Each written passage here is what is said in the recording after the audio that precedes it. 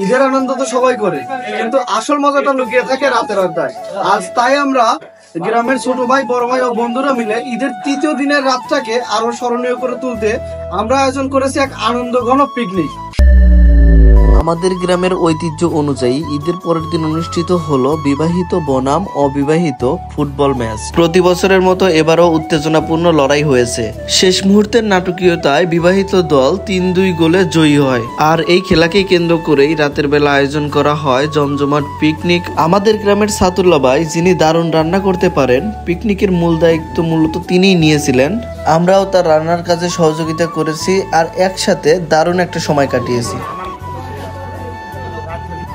ভাই, এত যে ঝাল দিচ্ছেন, সবাই কি মাংসটা খেতে পারবে? ভাই, দুশ্চিন্তা করো না, এই ঝাল জীবনে আনন্দ ভরে দিবে। সারাদিন কি গার্লফ্রেন্ডের সাথে কথা বলো? আমায় ভুলে গেছো, তাতে কোনো দুঃখ নাই, দুঃখ আমার একটাই শুধু, আমায় বুঝতে পারো নাই।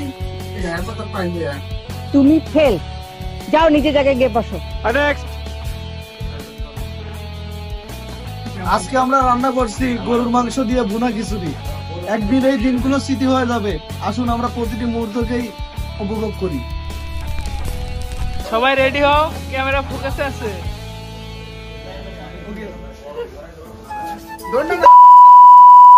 কিরে প্রেমিক পুরুষ, আস্তাগফিরুল্লাহ, Absolutely fucking not.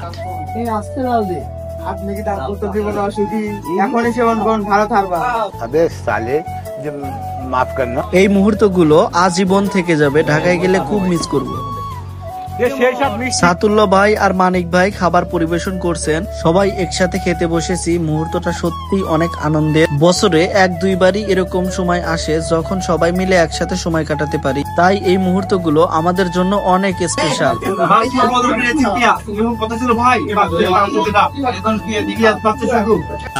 শোনা গো, আমার খুব কষ্ট যে বলো।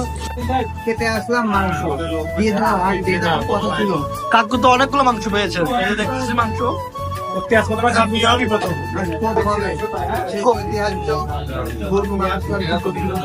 আমাদের গ্রামের ঐতিহাসিক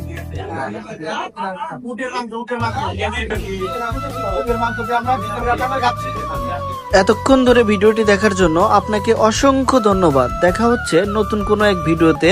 ততক্ষণ পর্যন্ত ভালো থাকুন, সুস্থ থাকুন, নিরাপদ থাকুন।